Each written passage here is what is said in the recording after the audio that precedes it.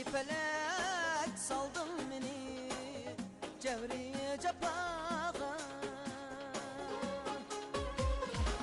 hey felek saldın beni cevriye cepağa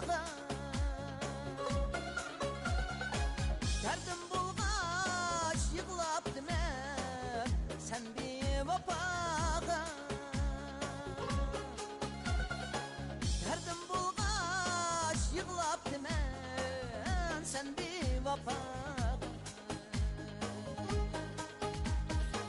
derdim bulgaç yıglap deme sen bir vapağa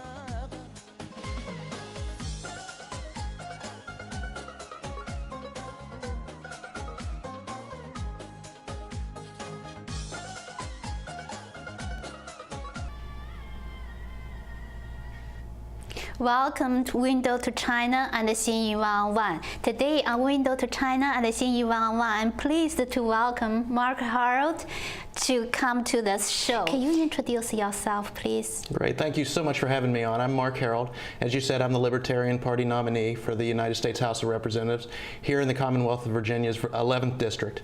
And like you also said, I'm a former law professor, former police officer, and now I'm a small business owner in the form that I have a solo law firm specializing in immigration law. As a small business owner, what makes you run for Congress? Well, specifically as a small business owner, the highly regulatory nature of trying to open and start a small business. I've worked on both sides, public and private. I've worked for city government, state government, and federal government. And starting a business, I saw specifically the tax code, the highly regulatory nature of the tax code, makes it very hard to run a small business. In fact, people say that I have my own business or a small business, and I do have a partner, and that partner is the government, Uncle Sam, because I spend a large amount of my time. And I don't think for any real reason. I don't think it is that complex. I think the tax code makes it complex. I spend a large percentage of my time answering the government and figuring out my taxes instead of serving my clients. And I don't think it's necessary. I don't think it's by nature complex. I think the tax code has made it complex. Tax break. So some of business take advantage of this policy. What do you think about that? Well, there's a couple of problems there. We've seen the recent situation with Burger King, and that is actually a strange inversion, as people define inversion, because Burger King, it wasn't so much that Burger King found a smaller entity abroad that took them to move their headquarters. It was actually a smaller company with a larger company overseas. But the two things I would say about that, and of course it's a very complex issue about why companies outsource and overseas, but we have to do everything we can, and I think tax simplification in a lot of ways will achieve this to make it more conducive to do business, more attractive to do business in America, and these companies won't want to leave. Obviously, if they're leaving, it's for bottom line reasons. Part of that is the corporate tax, which we need to examine and reduce drastically or eliminate. But as far as the loopholes, I think we have to remember that we really have a merging of government and the corporate world, what we call corporatism and crony capitalism. And the loopholes that they take advantage of is exactly what they do. Of course, large companies find ways to make the tax code that's supposed to apply to them more advantageous to them. And the complexity is one of the reasons they can do that. But of course, they're not really loopholes. They're put there intentionally. Corporate lobbyists get those parts of the law, what we call loopholes, in there so they can take advantage of them. So it's a very cyclical problem, but I would say as a small business owner, I never owned a large business, but as a small business owner, tax simplification and making it easier for somebody to really run their own business, which you can't really do. I can't really run my own business myself. It's so complex. I need CPAs. I need to pay a lot of people to help me, and then just to follow the law, which of course I want to do. And so if you made it simpler, I think that simplicity and predictability in the law would really encourage entrepreneurism. Except for you focus on the tax system in U.S., what is your primary goal if you elected? Well, my primary goal is, as we talked about, tax simplification. I think there's a lot of changes to the tax code that we need to make, but I think simplifying it and making it more transparent will help people have a discussion about what else we should do with taxes. I think that we need to take dramatic steps to ending the drug war. I think that right now we are over and over and over, as we've seen recently, using our military as an international police, and we're using our police as a domestic military, where we have a lot of too much sort of our military and our police and our intelligence communities are not always playing their proper roles anymore. But I'd like to leave the next generations limited government and not unlimited debt. And I think we also have to take a hard look at our debt problem. But there's a lot of issues that spurred me to run. But most of them have to do with the fact that I believe that the government is too large and too intrusive. We're seeing that. And we have to put a stop to that, to get back to our constitutional roots. And a lot of other things will fall in line if we do that. Also, in your website, you mentioned as Libertarian Party nominees, your name was listed after, it means the one after the four of them, right? So how do you think, what's the distinction between the two major parties or other independent parties? What do you think? Well, specifically what I was talking about there is the way that they do it, and there's four names on the ballot this time, and the way that they do it is they have one system. Let's just use drawing names out of a hat, which isn't what they do, but how they would do it is, I say if there's four people who are going to be on the ballot, put four names in the hat, draw them out, and put them in that order. What they do is they take the first two names, the GOP and the Democratic candidate, they put them in the hat, the major party candidates, and they draw them out, put them in that order. Then all the other candidates on the ballot, let's say we do another hat drawing, then they put them in that order. All I'm saying is that it's not easy to get on the ballot. I had to get a large number of valid signatures. It's tough for independent and third-party candidates to get on the ballot. And if you're on the ballot, the debates and the ordering, everything else should be equal if you achieve ballot access. So my name could end up last anyway, whatever system we use. But it's just that as I understand it, the ballot will reflect that Suzanne Schulte, the GOP candidate, the incumbent Congressman Jerry Connolly, and then Mr. Galdo, who's an independent Green candidate, and then me, and I'll be fourth. And it's not that I think it might not make a huge difference when there's only four names, but as you can imagine, if there was the top two, the major party candidates, and then say 10 other candidates, independents, third parties, it's really not fair that those two major party candidates, no matter what else, are going to be listed first and second. So I was noting that because I think that I should be anybody who achieves ballot access. I should be in the debates. I should be included in the polls. And that's for the people. If you're going to go and look at a ballot with four names on it, you should have the information about all four people and not just two. You mentioned that the war on the drugs is disaster, kind of global things, global issues. Based on the one resource, it says for 2011, about 40,000 marijuana offenders are serving time in jail. Some of them will never get up, even though some of didn't result in jail, but education, job, and the personal life probably will be hurt later. What do you think of the marijuana reform? Do you think must rethink it? Oh, absolutely. I was a police officer and I worked on a narcotics task force a while back. But the war on drugs has really been going on since the Nixon administration, what we call the war on drugs.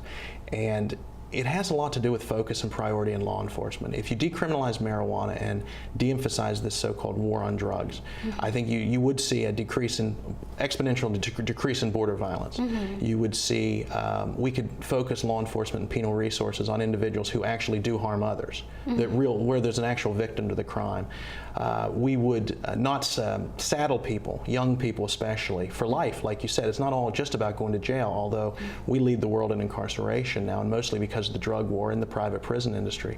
But when you look at the fact that somebody can get a criminal record for what on paper is a very serious crime for just possessing or smoking marijuana that they're saddled with for the rest of their life, that could keep them from getting a job or a loan or something like that.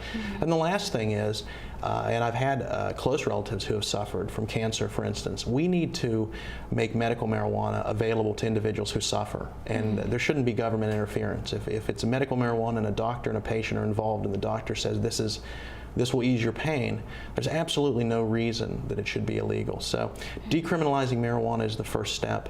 We will see a realignment, what we talked about earlier, of our domestic law enforcement taking on a militarization aspect to their policing, more of a SWAT team approach in all cases. A lot of that comes from the drug war. It doesn't mean we don't need SWAT teams. We do. Special weapons and tactics, but it should be special. That shouldn't be a daily way that police operate. Those should be for very limited situations. The drug war is very important.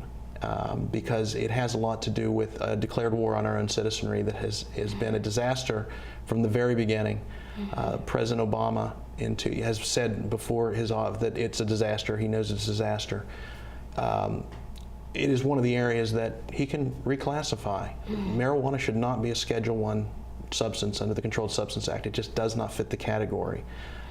But everyone pretty much agrees on that, and no one will step forward and do it. And in that case, that is something he could do unilaterally. He can be, the way the law is written, they can reclassify marijuana from being a Schedule I drug, which, you know, at least federally, cocaine is Schedule II and marijuana is Schedule I, which makes no sense, of course.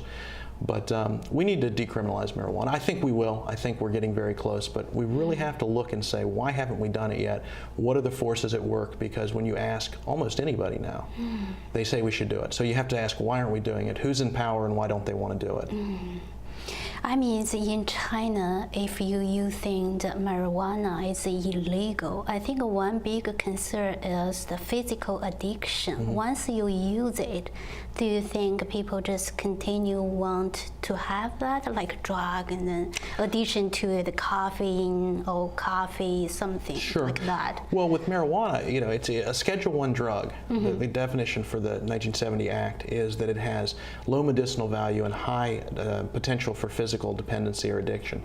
That's just pretty much the opposite of marijuana. Marijuana has almost no physical addiction to it, and it has a very high potential for medicinal value. It's a very good medicine, and I think doctors would say that too. You know, so you know, yeah, I think as far as the gateway theory, and I think that's always been that if you use marijuana, then you'll use this. I think that you could say, well, I mean, if you take that to its extremes, you could say that if you use, you know, alcohol could lead to anything else, or any depressant, I guess, because alcohol is a depressant. Or you could say that caffeine could lead to other types of speed, because caffeine speeds you up. I think that's a very weak argument. And I think in a democracy, in our republic, you should need good reasons for things to be illegal. The fact that we all have to justify why something shouldn't be illegal. It should be legal unless there's a reason it shouldn't be. And with marijuana, the evidence just isn't there that it should remain illegal. Window to China and Xinyu One On One has reached out to the hundreds of Chinese community, Asian community, and American community on performance, interview in education, politics, culture, etc. It's a link for all the communities. Xinyu and Judy Wu, the publisher AC Business News, are making joint efforts to promote the program on Newspaper Weekly. Window to China and Xinyu One On One is a 30 minutes long English program. It will be available on YouTube, Facebook, Google+, AC Business News by keywords Window to China and Xinyu One On One. In your website, you said we should restore the fourth commandment and amend it by adding the word civilians. So against unreasonable government like mass surveillance and data collections. You know, Snowden, Mr. Snowden, that's a very popular people talk about. Yeah, he is the contractor of defense of Department of Defense. Then he continue slowly releasing the document. What do you think? He's a hero, or he is, you know, betrayed for the country? Well, looking at kind of what I was with the Fourth Amendment, basically it's you know, it puts a warrant preference and a reasonableness requirement on searches and seizures. The problem is the way that it's been interpreted of what's a search and what's a seizure. In other words, when does the Fourth Amendment apply? A lot of the mass surveillance in public that people can be subjected to wouldn't, under the traditional interpretation by the courts, be a search or a seizure. And that's why I'm saying that we're really going to need to amend the Fourth Amendment to be searches, seizures, and surveillance, to put that reasonable requirement on surveillance. Doesn't mean the government can't do it. It just means they may need judicial approval, or another exception to the Fourth Amendment has to apply, like eminence or exigency, something like that. But right now, to expect that the Fourth Amendment will really protect us against surveillance isn't really in line with the way the Fourth Amendment has been, searches and seizures have been interpreted. Put simply, I guess, most of the surveillance in public wouldn't amount to a search or a seizure the way the courts do it. As far as Snowden, you know, it really comes down to, our country has always been that, you know, the government can, a lot of governs here, but the government governs with the consent of the people, of the government. And well, we don't have that anymore. The people just don't trust the government at this point. You know, you wish that you didn't need your Edward Snowdens. You wish the government would be truthful, but that's not what happened here. So I believe that what he did in the end will be seen as heroic. It spurred a conversation. Obviously, you wish that nobody in a position of trust would ever have to break ranks, but that goes back to the fact that that would work if you could trust all those positions in trust. And I think the people's capacity to trust has been eroded. I think we believe that the government is spying on us. I know people jokingly say, sometimes when you're on a conversation, somebody will say, well, if the NSA is listening, I didn't mean that. Well, it's a joke, of course, but I think that people really, especially a lot of younger folks who have this idea that they're just being watched wherever they go. A lot of our privacy has to do with what we expect, called the reasonable expectation of privacy. The privacy exists if the people expect it. And I'm worried a little bit with the younger generation that a lot of kids I'll talk to will be like, well, but you're always watched. You should just expect that. And you say, well, that becomes a self-fulfilling prophecy. You know, a lot of times rights aren't taken as much as they're relinquished. It's not that they're taken away, it's that people let them be eroded, or they relinquish them and then they can never get them back. Because once they're gone, it's tougher to get them back than to fight for them to begin with. But with Snowden, I think that there have been calls for clemency. Obviously, you wish that you know, you wouldn't need anybody within the government to be a whistleblower, to reveal things, because the government would be honest. That's, of course, not the case. I don't believe it's the case. But since 9/11 especially, we have seen our intelligence community, our domestic law enforcement, and our military very much interwoven and very confusing, with the FBI doing a lot of terrorism. It's not clear whether they're acting overseas or domestically, and that's where we are now. There's a very clear line, our doctrine of posse comitatus, as to when the military can operate domestically, the actual military, you know, the Marines dropping into Omaha, Nebraska, for instance, something like that. Posse comitatus, we have clear lines to delineate military force. And we're going to need the same thing with the intelligence community, because the intelligence community was always to operate outside our borders. You know, the CIA was not supposed to have its mandate was not supposed to have a domestic presence, but that's gotten blurred since 9/11, and there are security concerns.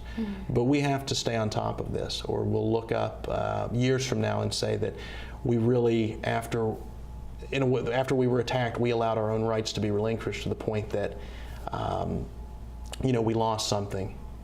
In trying to defend something, we actually defend a way of life, we actually eroded it from within, and we have to be careful of that. But if nothing else, the Snowden got a lot of people talking, and whoever's criticizing Snowden, I understand the criticisms. I've worked within government, of course, but you have to remember that if we wouldn't have done that, we wouldn't be having this conversation, and we would have been going on under some very false pretenses of how our government's operating, both within and inside and outside this country. What do you think in this point, what's the best way can limit government to regain the public trust and make sure check and balance? Well, I mean, the first thing is we adhere to the Constitution. I think first and foremost, we're seeing obviously the situation with President Obama and both parties basically saying he has the authority to do what he said he has to do it. I don't think it's there, but I think with transparency, you know, it's always the sunlight is the best antiseptic. Transparency leads to trust. We've seen technology. Technology can be very good for the transparency of government, but what we've seen with the technology, and technology's changed everything, we've seen technology being used more and more to make the citizenry more transparent to the government, but not the government more transparent to the citizenry. In other words, we have database after database to keep files. You know, in the old days, if somebody had said, give me every piece of paper from the IRS, and the IRS, which of course is way too big, but in my hypo, had said, well, you know, it's in a lot of different places. We've got copies. It's on everybody's desk. Well, the technology, the emails that we can't seem to find, that technology should have made the IRS more transparent, not less. But again, when you don't have that trust and somebody says, well, we're missing the emails, this sort of thing, Justin Amash, who is a congressman from Michigan, he emails social media all of his votes and explains them. He says, I voted for this, yes, because this. That's good. That's using technology to be more transparent. How are you voting, your voting records, putting out more of your speeches, whatever it is.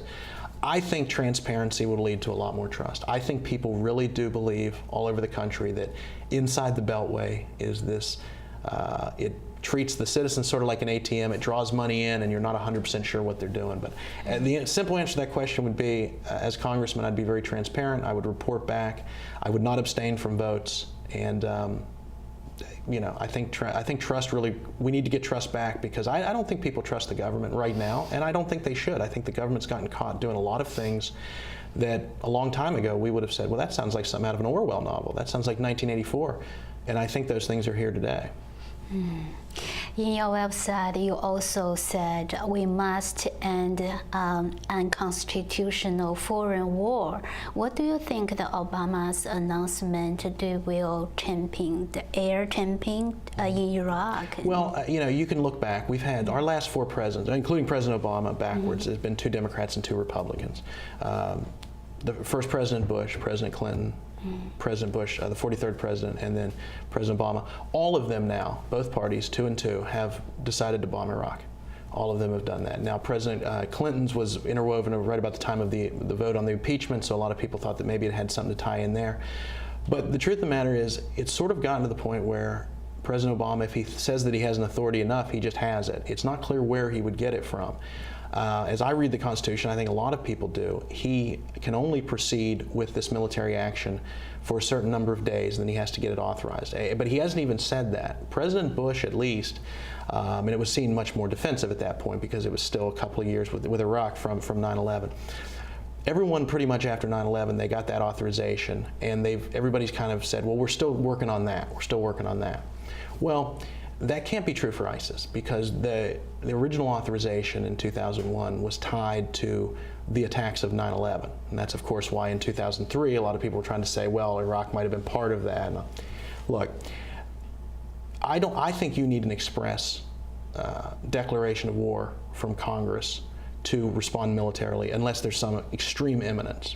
Short of that, though, even if giving credit for the War Powers Act, which I think is problematic to begin with, a statutory way that sort of exempts you from the constitutional rule, even then you have the 60 days after you initiate to justify it, to give the legal reasons, and then if Congress doesn't go along with it, you have 30 days to get back out. August 8th is when the president said he's going to bomb ISIS. As I see it, on October 7th, thereabouts, he needs to have presented a reason, and Congress needs to explicitly declare war, basically, or say, let's get out in the next 30 days. I don't see a loophole to this. I don't think it is. It's not even like in this case that the president hasn't asked the Justice Department for legal opinion, as other presidents have done, to at least say, why can we do this? I don't think there's a serious argument that we can just continue without a declaration of war. But all of the technicality aside of whether how he's doing it and which authorization and all, this is just a bad policy. Obviously, you know, what we're doing is not working. We've been doing this now for the last 3 and now into the 4th administration. President Obama said when he came into office, one of his things was he was not going to continue down this path. And it doesn't mean that ISIS is not a threat, but if the president wants to bomb ISIS, and in this case continue, because he's already started to do it, by October 7th, if we're going to use the War Powers Act, he needs to come forward. And he needs to say, here's the threat. The Justice Department or whoever prepared this for me, here's the threat. He came out and said, sort of, well, it's a threat there, and maybe it'll be a threat here eventually, that sort of thing. I don't think that's how it's supposed to work. I think he's supposed to make his case and get explicit congressional approval, or not, and then pull out.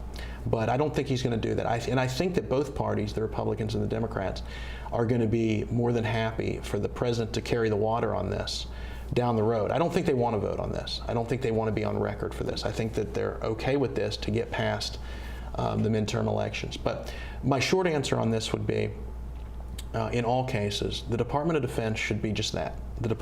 It should be the Department of Only Defense. That's its constitutional mandate as a standing army and a standing navy. If there is, I would drastically reduce military spending, but I would not cut spending for things that actually have to do with the defense of this country. And if there is an argument to be made that this ISIS presents an imminent threat to the United States, then do more than give the short speech. Call Congress to session, get in front of the American people and say, you know, and of course there's security concerns, of course, and say, here's the threat. I'm the president. I'm asking Congress for authorization to address this threat. I'm going to continue past 60 days. Give it to me, and here's the explanation. But again, it seems like in most cases, this is true in a lot of ways, where President Obama said when he got elected, he railed against President Bush's empirical presidency and tried to, imperial presidency, saying, you know, Bush is like Nixon and he does all these things and he's unilateral. And what we see in his second term is that President Obama is more than willing to go unilaterally and is not consulting Congress the way that he said President Bush had, and criticized him for it. He said back in 2008, Obama said that one of the biggest problems we have is the president just acting unilaterally and not consulting Congress. And I think, I don't think we should do this. I don't think we should engage again in Iraq without a different plan. I think we're going to do this again, we're going to leave again, and we're going to continue to do this in perpetuity. I think that this is an unconstitutional assertion of power at this point without a declaration of war from the Congress.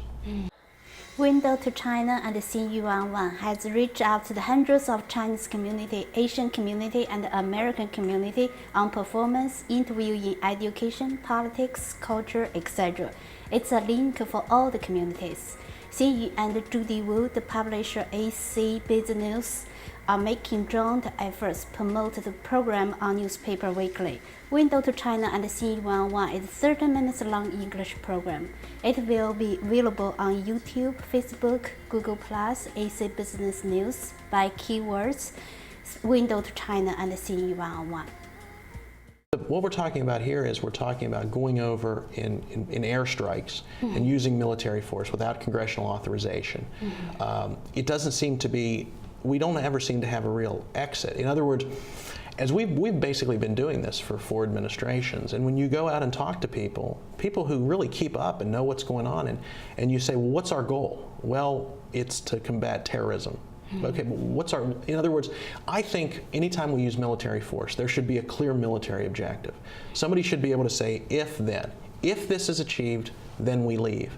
I don't see that anymore. I think for the last, since 9/11, since we started in Afghanistan and down that route, I think if you walked up to most people whose name these wars are being fought, you know, in the name of, and friends and neighbors and family members of people who are being killed and injured in these campaigns, and said, what is it we're trying to accomplish? Well, I'm not 100% sure. Thank you for joining us. Sure. Thank you so much. We will wrap up. Thank you for watching. See you next time.